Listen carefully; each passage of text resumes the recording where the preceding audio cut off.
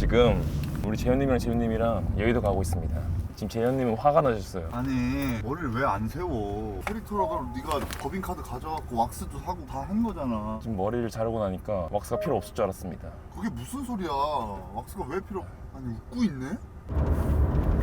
오늘 어디 가요, 형님? 오늘은 지난번 1화 예고 때 말씀드렸던 것처럼 그 두 번째 애널리스트 선배님이신 엄경화 선배님 인터뷰 요청드려서 촬영하러 갑니다. 약간 뭐랄까 되게 제도권에서 일하시는 분들은 이런 분들이시구나. 상당히 이제 딱 11시 되자마자 양복 입으신 분들 막 식사하러 나오시고. 오늘 뭐 저기 준비 잘했어? 문건님 만나고. 응, 오늘은 안 오느라고 질문 준비 많이 했어요. 바로 잘 좀 해봐. 잘 좀 해볼게. 파이팅!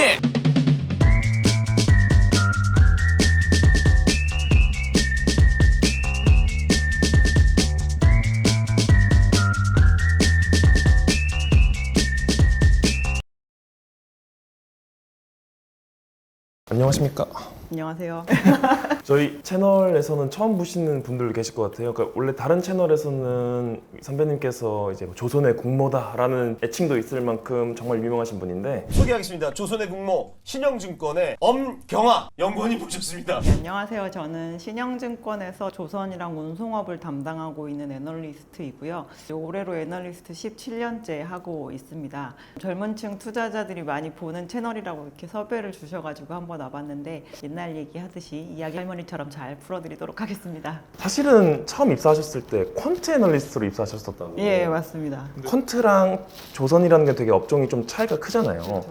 일단 제가 통계학 석사를 했어가지고 이제 수학 자연대를 계속 다니다가 입사를 했을 때 이제 관련 섹터가 퀀트라서 퀀트 RA를 시킬 예정이셨던 것 같은데 연수를 받던 또 다른 선배님이 연수를 받다가 나가셨어요. 근데 이 조선 업종을 그때 하고 계시던 분이 저희 센터의 센터장님이셨거든요. 그래가지고 이 자리가 더 급하다라고 해서 그냥 이렇게 바뀐 케이스고 사실 제가 뭐 그 이전에 퀀트를 했다가 안 하게 된 건 아니고 이제 처음에 뽑히게 된 베이스에서 이제 위치가 이제 이니셜 포인트가 바뀐 거죠. 그래서 이제 증권사라는 것 자체를 원래 입사하려는 생각이 전혀 없다가 사실 제가 증권사를 입사한 그 처음에 입사하면서 그 첫날 출근할 때 저희 엄마한테 그랬거든요. 엄마 세계 최고의 펀드 매니저가 돌아올게. 집에 못 가고 있어요. 지금까지. 그래서 어쨌든 그렇게 들어왔지만 아직까지 엉덩이 무겁게 하고 있는 상황입니다. 선배님께서 조선업종을 상당히 오랜 기간 이제 팔로우업을 해오셨잖아요. 근데 조선업종이 또 다른 제조업종들이랑은 어떤 차이가 있는지 그리고 또 어떤 매력이 있는지 한번 간단하게 설명해 주실 수 있을까요? 일단 저희가 한 줄로 표현하면 장기 수주 산업이다라고 표현을 해요. 앞에 장기자 붙으면 일단 속 터집니다. 우리나라는 또 빨리빨리의 민족이잖아요. 그래서 지금 당장 어떠한 일이 벌어지는 게 결과로 가기까지가 대단히 오래 걸린다는 특징이 있고 다른 제조업체들은 뭐 오늘 수주해가지고 막 만들어서 뭐 다음 달에 납품하거나 이럴 수도 있지만 저희는 실질적으로 납품해서 결과로 나오기까지 한 3년 정도 걸립니다. 그래서 그것 때문에 이제 3년이 지나면 뻔하게 알게 될, 그리고 벌어질 일이지만 그 이전에 우여곡절이 좀 많다는 그런 특징이 있다라고 보시면 될 것 같아요. 본론으로 들어가서 조선 업종에 대해서 여쭤보려고 하는데 우리나라가 이제 조선 업종의 되게 세계적인 강국이다라는 말은 많이 들어봤어요. 근데 우리나라 말고도 또 조선 강국은 어떤 나라들이 있는지 한번 알려주시면 좋을 것 같습니다. 조선업은 크게 원가 구조를 보면 재료비, 노무비, 경비로 구성이 되어 있습니다. 재료비가 한 60% 정도 되고 노무비와 경비가 한 20% 정도인데요. 노무비도 인건비고 경비도 인건비예요. 조선업체에 종사하시고 계신 소속된 분들이 만약에 10,000분이시면 조선소 밖에서 그 조선소를 도와주셔야 되는 분들도 한 10,000분 정도 필요합니다. 이제 인소싱 인건비는 저희가 노무비라고 표현을 하고 아웃소싱 인건비는 경비로 표현을 하는 거예요. 조선업체한테 배를 발주를 하는 이 해운사의 특징이 완전 경쟁 산업입니다. 어디 가서 그 배가 기름 넣을 때 국제유가가 있는데 걔만 싸게 해주지 않고 어느 항만에 가서 내릴 때도 더 싸게 해주거나 이런 게 없기 때문에 완전히 노출이 되어 있는데 이러한 해운사들끼리 무조건적으로 남들보다 1원이라도 더 벌으려면 배를 싸게 마련하면 돼요. 저 친구가 마련한 배와 제가 마련한 배가 시점이 다르면 똑같은 스펙이어도 가격이 다를 수가 있기 때문에 그 가격 차로 인해서 그 배가 영업을 하는 동안 평생 저 경쟁사를 따라잡을 수 없는 이익률이라는 게 생길 수가 있거든요. 그래서 배를 싸게 만들기 위해서 가장 좋은 조건은 그 나라의 인건비가 싸야 됩니다. 그 나라의 인건비가 싼 순서대로 이 산업이 발달을 해온 거예요. 원래 1차로 유럽, 그 다음이 일본, 그리고 한국에서 이제 중국으로 가려고 했었는데 약간 이제 시장의 패러다임이 조금 바뀌고 있는 그런 상황입니다. 시장의 패러다임 변화는 어떤 식으로 변화가 일어나고 있는지 여쭤봐도 될까요? 무조건 싼 배를 마련하는 게 더 중요했던 반면에 지금 현재 비싸더라도 나중에 이 배가 돌아다닐 때 쓰는 비용이 적어지는 배를 만드는 게 오히려 더 중요성이 높아지는 그런 패러다임이 소위 얘기하는 환경 규제라고 하는 거죠. 방금 환경 규제 말씀해 주셔서 네. 이어서 질문을 드려보려고 하는데 이제 올 7월에 국제해사기구라는 곳에서 이제 온실가스 감축 규제안을 강화했잖아요. 이 국제해사기구라는 곳이 정확히 어떤 곳이고 어떤 역할을 하고 이제 그런 규제로 인해서 조선업계에 어떤 영향을 미치는지 한번 설명 부탁드립니다.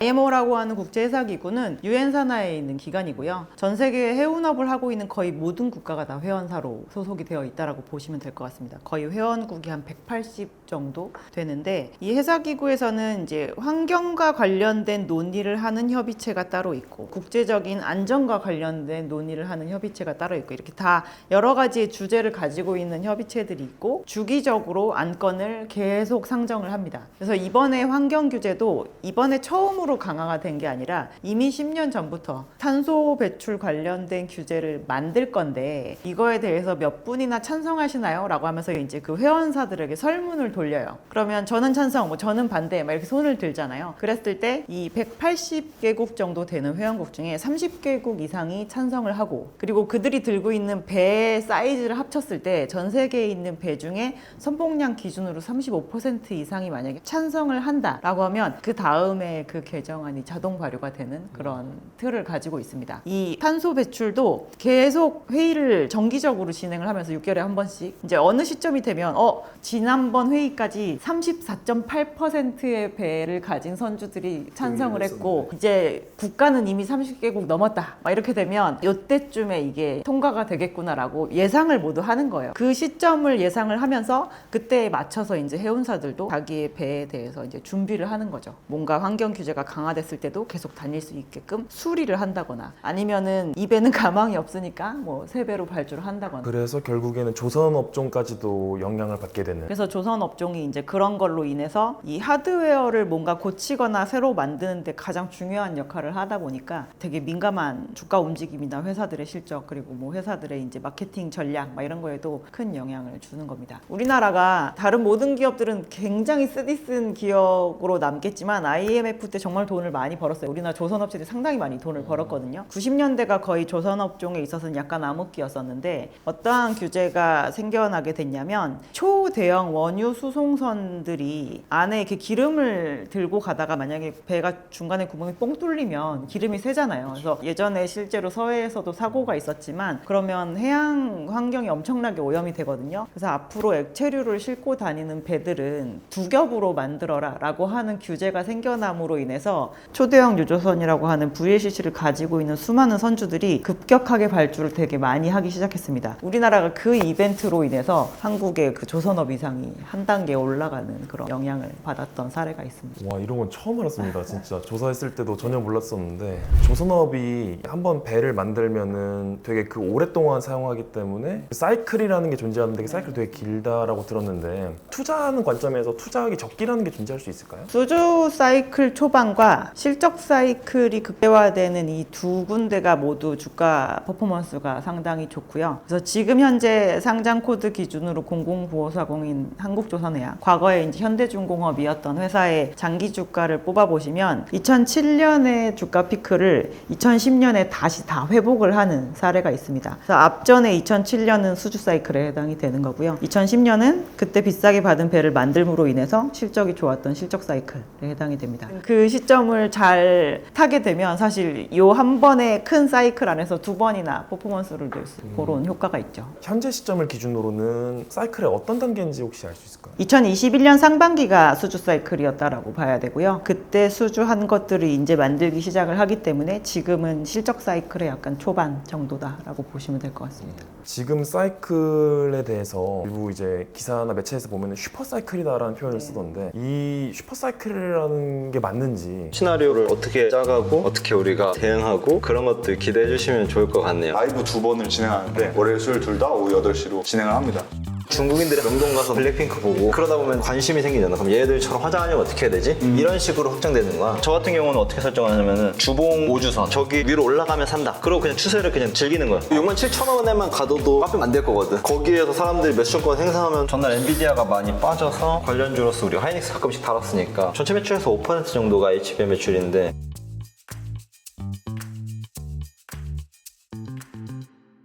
저희가 슈퍼사이클을 이야기하는 이유 중에 하나는 사실 원래 저희가 배 내용 연수 한 30년 정도 되거든요. 물론 그 메이저 선사들이 30년을 다 끝까지 쓰진 않습니다. 메이저급 선사들은 뭐 한 15년 정도 지나고 나면 이제 이거를 시장에 내놓긴 하는데 어쨌든 그게 시장에서 사라지는 건 아니기 때문에 이 배가 많이 발주됐던 시점 그리고 이 배의 수명이 다 돼서 그 다음에 교체 발주와 신규 수요가 겹치는 그 시점이 슈퍼사이클의 초입이다라고 보는데 가장 1차 슈퍼사이클은 오일 쇼크 때였어요. 70년대 저도 태어나지 않았을 때입니다. 그래서 그때 이제 막 유가가 멋모르고 이제 오르는 상황이었으니까 정말 많이 발주를 했는데 그 배들이 수명을 다 하고 그 다음 사이클이 온 게 이제 2007년 사이클입니다. 근데 저희 아직 2007년보다 30년 안 지났잖아요. 그래서 원래는 한 10년 정도 더 뒤에 와야 되는 게 맞지만 이제 아까 말씀드렸던 그런 환경 규제로 인해서 얘는 30년은 이제 쓸 수가 없다라고 하면서 저희가 이제 사이클을 고쳐서 가는 포인트를 만드는 이벤트로 얘가 작용을 하게 되는 것이고요. 그래서 이제 다시금 배를 상당히 많이 발주를 해야 되는 수요가 생겼는데 2007년과 조금 다른 부분이 그땐 진짜 모든 조선에 관련된 업체분들, 조선소에 발주하시는 분들, 투자하시는 분들이 모두 흥분 상태였거든요. 그렇게 행복할 수가 없고 막 그 확장을 하는 거에 대해서 두려움이 없고 그래서 정말 엄청나게 많이 확장세였었는데 이제는 그런 거에 대해서 상당히 조심스러운 상황입니다. 그래서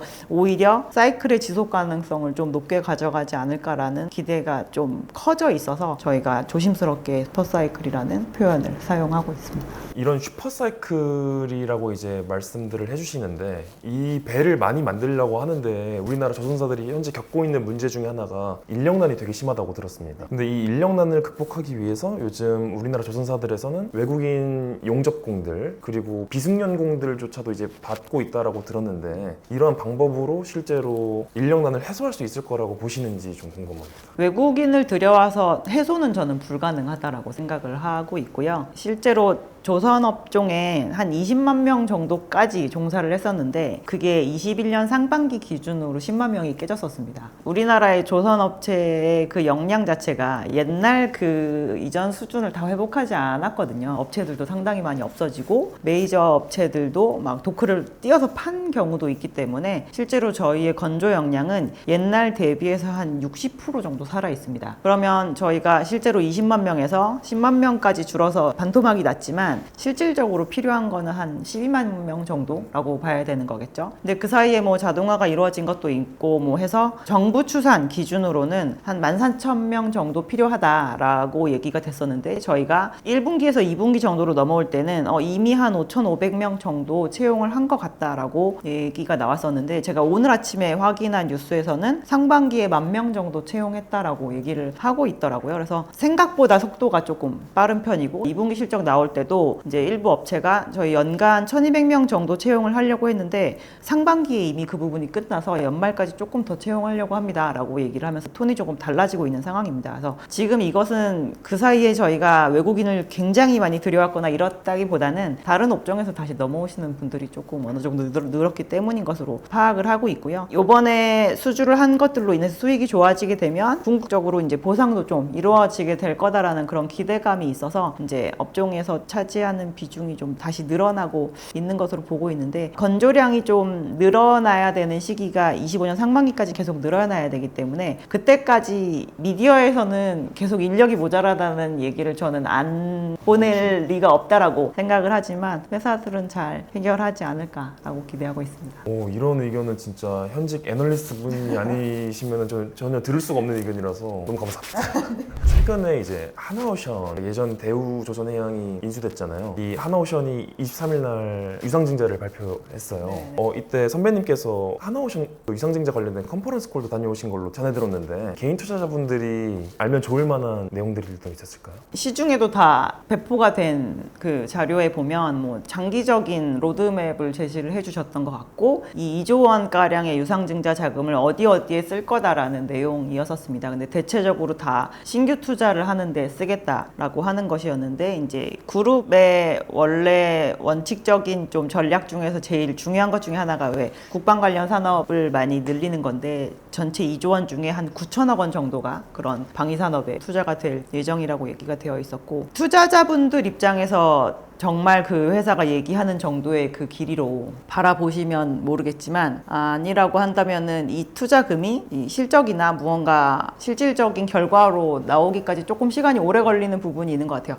한 27년 이후부터 뭔가 회수하는 거에 대한 그런 그림을 좀 그려주신 상황이라 저희는 다녀오고 나서 뭐 레포트에도 기재를 했지만 의견을 좀 하향을 해서 매도 의견을 제시를 했었습니다. 방금 말씀해 주셔서 지금 제가 최근에 하나오션 리포트들 발간된 것들을 전부 봤는데 유일하게 매도 리포트를 내셨더라고요. 예, 저희가 기계적으로 이제 하락 여력이 뭐 10% 이상이면 매도를 내야 된다고 해가지고 부담은 좀 없으셨나요? 예, 상관없어요.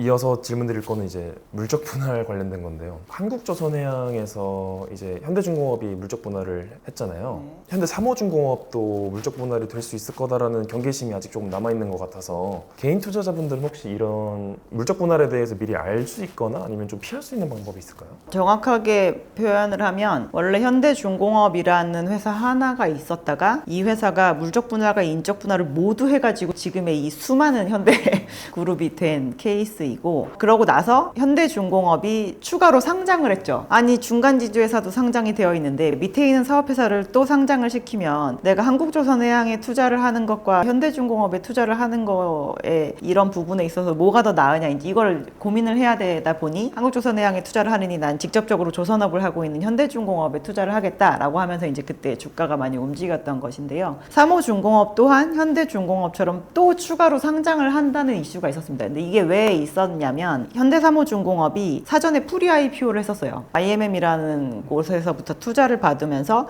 그때 이 투자 조건이 상장 조건부였었습니다. 몇 년까지 상장을 해서 이 미리 투자한 이 FI의 그 투자금을 회수를 하게 해준다라는 거였었는데 그 부분에 대해서 올해 초에 발표하기를 저희가 IMM과의 이런 채권 채무 관계가 모두 끝나서 프리 IPO를 할 때 받았던 투자금을 모두 다 회수 돌려드렸고 그분들과 했던 계약에 있었던 상장 조건은 저희가 굳이 이제 따르지 않아도 되게 되었습니다라고 발표를 해서 이 상장 가능성이 이제 없어진 상황입니다. 근데 이제 조선업체들이 특히나 어려운 10년을 보내면서 삼성중공업 같은 경우도 여러 번 유상증자를 했고 저희가 하나오션 같은 경우는 이제 민간 주체가 받아가게 되면서 유중을 했는데 또 시장에서 유상증자를 하게 되는 상황이고 현대중공업 그룹도 사업회사를 상장을 해서 또 그룹 안에 돈을 넣어주는 이 수많은 일은 다 운전자본이 상당히 필요하기 때문이었었거든요. 근데 지금 정도 수준에서의 이제 HD 현대중공업 그룹은 이제 캐시가 모자란 상황은 아니라고 저희는 보고 있는 상태이기 때문에 전체적으로 시장에서 또 이렇게 크게 돈을 끌어들여야 되는 이벤트는 좀 없지 않을까라고 생각하고 있습니다. 한 조선업종 안에도 되게 다양한 밸류체인이 있잖아요. 뭐 기자재 업체들, 선박 엔진, 그리고 상부 구조물 이런 식으로 있다고 들었는데 조선업의 밸류체인 어떻게 구성되어 있는지 한번 여쭤볼 수 있을까요?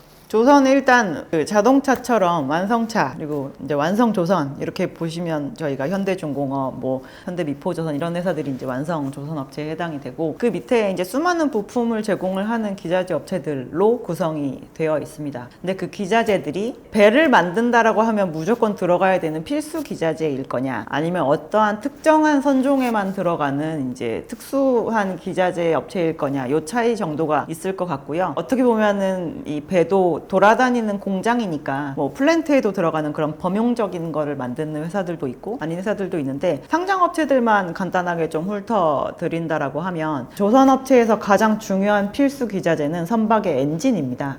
근데 선박의 엔진은 두 가지로 구성이 되어 있어요. 하나는 배가 앞으로 나아갈 때 그리고 하나는 배 안에서도 저희 전기 쓰잖아요. 그래서 그 안에도 작은 발전소가 있습니다. 그래서 발전 엔진 이 두 가지가 있고 상장사들 중에서는 추진 엔진 기준으로는 현대중공업이 안에 엔진 사업부를 가지고 있는 그곳, 그리고 이제 최근에 인수를 한 STX 중공업, 그리고 과거에 두산 엔진이었던 HSD 엔진, 요 3개사가 이제 선박의 추진 엔진을 만드는 회사이고요. 발전 엔진을 만드는 회사는 이 현대중공업의 엔진 사업부 안에 있는 데 중에서도 그 메이커가 힘센 엔진이라고 있어요. 그게 발전 엔진에 해당이 되고, 지금 현재 상장사 중에서는 STX 엔진, 과거에 두산 엔진이 실제로 마지막에 산업의 호황기의 끝물에 저희 발전 엔진도 하겠어요 라고 했다가 그 사업은 접어버린 상황입니다. 그래서 지금 상장사 중에서는 이제 현대중공업과 STX 엔진 정도가 있다고 보셔야 될 것 같고, 배들 안에는 수많은 관이 들어가게 되죠. 예를 들어서 유조선이면 이제 기름이 흘러야 되는 그런 부분이 있으니까. 그래서 그런 관을 만드는 회사 중에는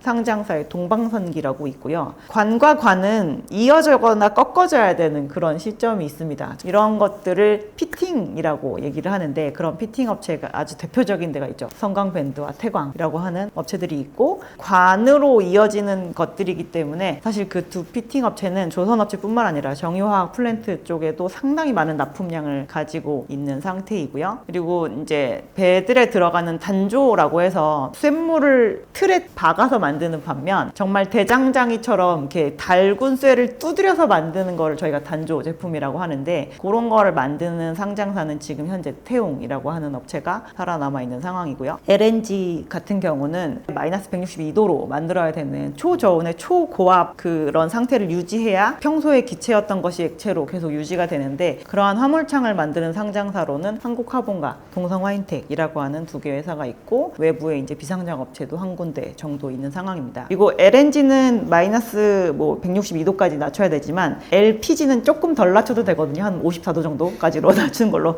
저희가 알고 있는데, 그 LPG 화물창을 만드는 업체 중에 하나가 세진중공업이라고 있고요. 배들 안에도 선원들이 타니까 선원들의 거주구라고 하는 데크하우스를 만드는 그런 회사들도 있는데, 오리엔탈 전공이라고 하는 회사가 있고, 이제 세진중공업 안에서도 그런 데크하우스를 만드는 일부 회사들이 있습니다. 이거 말고도 여러 회사가 있지만 이 정도까지 말씀드리도록 하겠습니다. 선배님께서는 오랜 기간 이제 애널리스트 생활을 해오시면서 혹시 애널리스트로서 지키고 싶었던 뭐 가치관이나 신념 같은 게 있으셨는지도 좀. 처음에 데뷔를 준비를 할 때 저희 임원분이 그런 얘기를 하신 적이 있어요. 업종은 분석은 하되 사랑하지 말아라 라는 얘기를 해주신 적이 있거든요. 근데 개별적으로 섹터 담당 애널은 자기 업종을 사랑하지 않을 수는 없습니다. 근데 그걸로 인해서 이제 큰 상처를 많이 받죠. 중간중간 실연도 당하고 첫사랑이 없어지기도 하고 막 이러니까 이제 객관적으로 보려고 노력하는 거, 이게 제일 중요한 것 같고, 저희는 어쨌든 주식 애널리스트인 거잖아요. 그래서 궁극적으로 이게 주가에 올라가는 방향이나 내려가는 방향이나 확실하게 전달해 줄 수 있는 거, 이런 게 제일 중요한 역할이지 않을까 싶습니다. 저희 동강 채널 구독자분들은 사실 이제 막 주식 투자를 시작하거나 접하고 있는 분들이 되게 많으세요. 그런 분들에게 이제 조선 섹터 애널리스트로서 한마디 하신다면? 펀드 매니저 분들도 연령대가 점점 낮아지니까 저희도 이제 MZ 매니저를 만나게 되는데, 이 분들이 굉장히 답답해하세요. 이 섹터에 대해서. 막 반도체 빅그로스 매일매일 변하고 하는데, 조선업체들은 뭔가 지표가 나와도 어제까지만 해도 이게 아무렇지 않은 것 같다가 갑자기 어느 순간 이걸 이렇게 중요하게 받아들이고 이러는지, 이런 게 너무 답답하다. 모든 산업은 그 산업의 특징적인 이런 숨고르기를 하더라도 사이클이 다릅니다. 그래서 꼭 빠른 사이클에 해당하는 첨단 산업에 되게 만약에 포커스가 되어 계시다면 투자를 하실 때 그러한 쪽이 아니면은 굉장한 답답함을 느끼실 수가 있거든요. 그러니까 각각의 산업의 특징을 그대로 받아들이시는 게 필요하다라고 생각을 하고, 저희 섹터에 대해서 이제 물어보실 때 마지막 질문으로 이런 질문을 하시는 경우가 있어요. 만약에 자식에게 물려준다면 뭐를 물려주시겠냐. 그래서 네 대에서 끝내라. 뭘 자식한테 물려주냐. 엄마 아빠가 긴 사이클 주시고 오래된 거 물려주신다고 하시면 그냥 그대 알아서 파시라고 꼭 얘기하십시오. 네, 오늘 너무 좋은 말씀 많이 들었습니다. 정말 감사합니다. 하나, 둘, 셋. 안녕. 조선 관련된 기업들도 되게 많잖아요. 예를 들면 뭐 기자재 해서 엔진 만드는 곳들도 있고, 아니면은 뭐 LNG 보냉 창고라든지. 여기서 우리는 어떤 투자 아이템 보시면 좀 정리를 해야 되겠다. 오, 그 분량 다 아, 네 선배님, 제가 사실 너무 사인을 받고 싶었는데 제가 깜빡하고 못 받아가지고 혹시 지금 내려가서 받을 수 있을까요? 네. 다시 가겠습니다. 감사합니다. 너무 허접한데 사인. 어떤 사인 해줬습니다. 오. 오늘 23년. 감사합니다. 받았습니다. 사인.